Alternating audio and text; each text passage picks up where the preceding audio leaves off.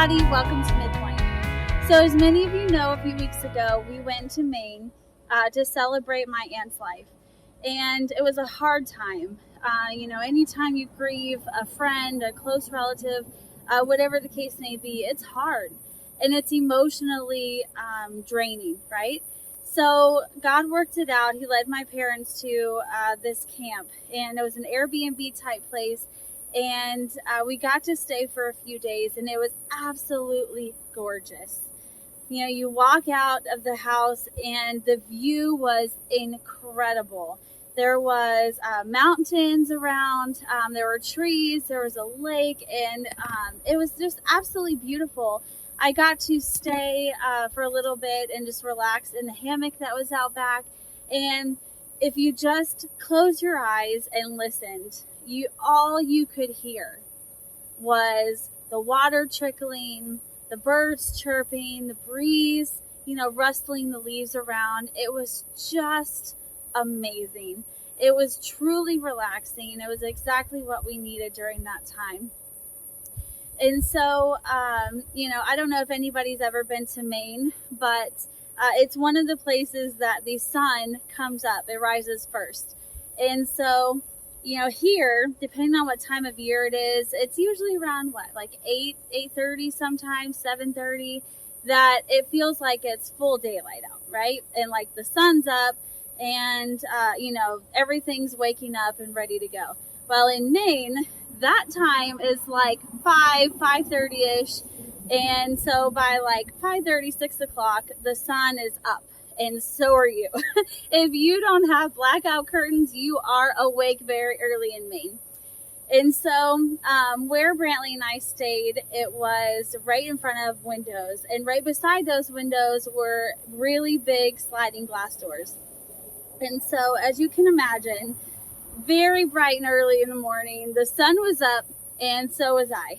And so one of those mornings that I happened to wake up, I kind of noticed something up on the ceiling. So I looked, and what I found was actually the ripples on the lake.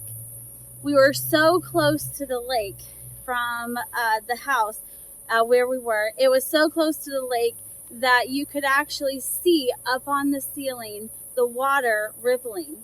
It was such a cool thing to see because it was so beautiful. And it was just picturesque. And so it got me thinking about how, what are we reflecting? What are we so close to that we are reflecting? Whether it's good or bad, everybody's reflecting something, right? And so I would venture to guess that everybody, no matter how old you are, no matter who you are, no matter what your career in life is, whatever your case may be, we should all be reflecting Jesus, right? Can I get an amen? As we celebrate the 4th of July tomorrow, it is one of my favorite holidays. It's in my top 3 favorite holidays. I love 4th of July. I love what it stands for.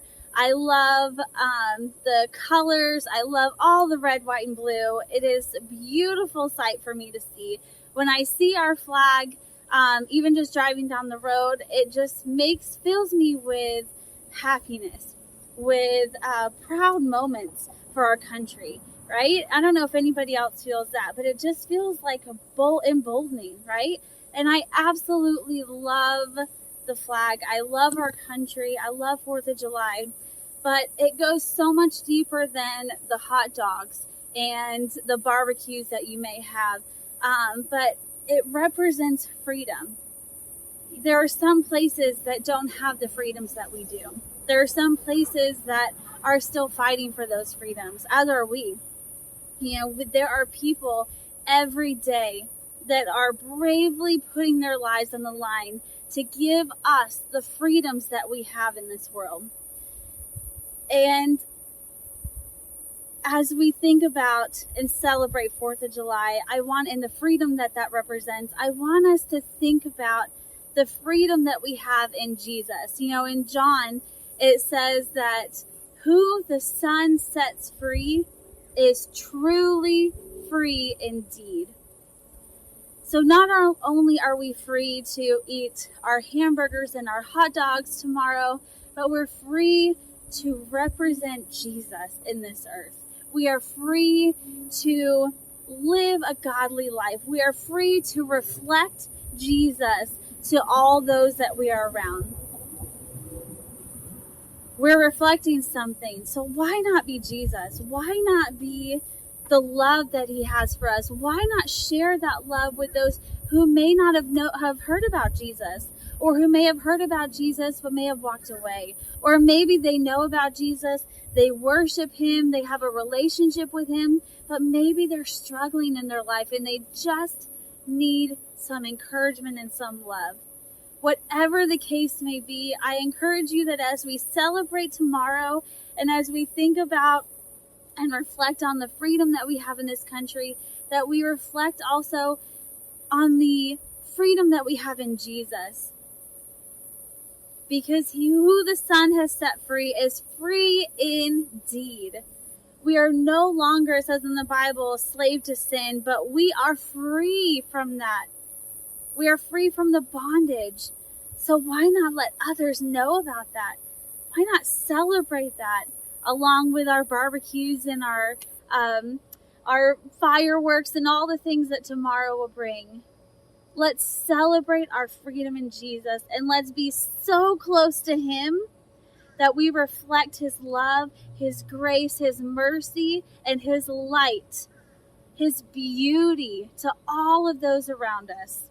We may have a hard day. We may not always get things right, but let's purpose in our heart each morning when we wake up to reflect God to all those around us. Because if you do that, you can't go wrong. I hope that you have a safe and blessed 4th of July tomorrow, and we will see you right back here next week for Midpoint, 8 p.m. Have a blessed and fantastic week.